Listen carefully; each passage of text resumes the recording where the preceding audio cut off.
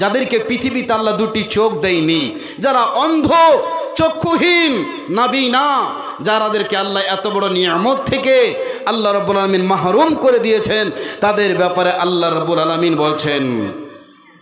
ইযাবতালাইতু আবদি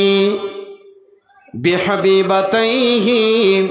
ফাসসাবারা আওয়াজতুহু মিনহুমাল জান্নাহ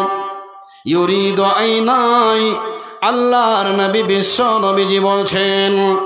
আল্লাহ তাবারক ওয়া তাআলা বলেন, সারা পৃথিবীর বান্দারেরা, সারা পৃথিবীর বান্দা বান্দিরা শোনো, যাদেরকে আমি আল্লাহ দুটি চোখ থেকে মাহরুম করে দিয়েছি, দুটি চোখ থেকে আমি আল্লাহ যাকে আমি দুটি চোখ কেড়ে নিয়েছি, অর্থাৎ আমি অন্ধ করে দিয়েছি, আল্লাহ রাব্বুল আলামিন বলছেন ফাসসাবারা আওয়াজতুহু,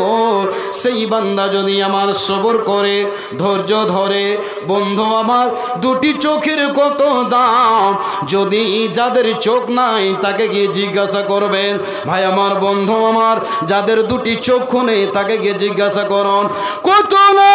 মনের ভিতরে ব্যথা, মনের ভিতরে কত বেদনা। যখনই মার্কেট থেকে আসে আব্বা, যখনই ট্রেন থেকে ভিক্ষা করে আসে আব্বা, যখনই ওই আব্দুল্লাহ নামে, আব্দুর রহমান নামে, মিন্টু রিন্টু সিন্টু নামে ছেলেটা আব্বা বলে গলাকে জড়িয়ে ধরে, আব্বা কি নিয়ে এসেছ, ব্যাগ চেক করে, তখন বাপের বুকটা চচ্চড় করে ফেটে যায়, তখন চোখ দিয়ে ঝরঝর করে অশ্রু বের হয়ে যায়। বন্ধুরে, এই জন্য তার চোখ দিয়ে পানি ঝরে যায়। হায়রে আল্লাহ, আমাকে তুমি যদি দুটি চোখ দিতে, আমি নয়ন ভরে আমার কলিজার টুকরোটাকে দেখতাম। আজকে আমার কলিজার টুকরো মুখখানা কেমন দেখতে পাই না, চোখে হাত বোলায়, গালে চুমা দেয়, কিন্তু ওই অন্ধ মানুষটা ওই যে নিজের সন্তানের চোখ চেহারাকে দেখতে পাই না। আল্লাহকে বলে, আল্লাহ রব্বুল আলামিন গো, আমি তোমাকে আল্লাহ তোমার ব্যাপারে আমি কোনো অভিযোগ জানাই না,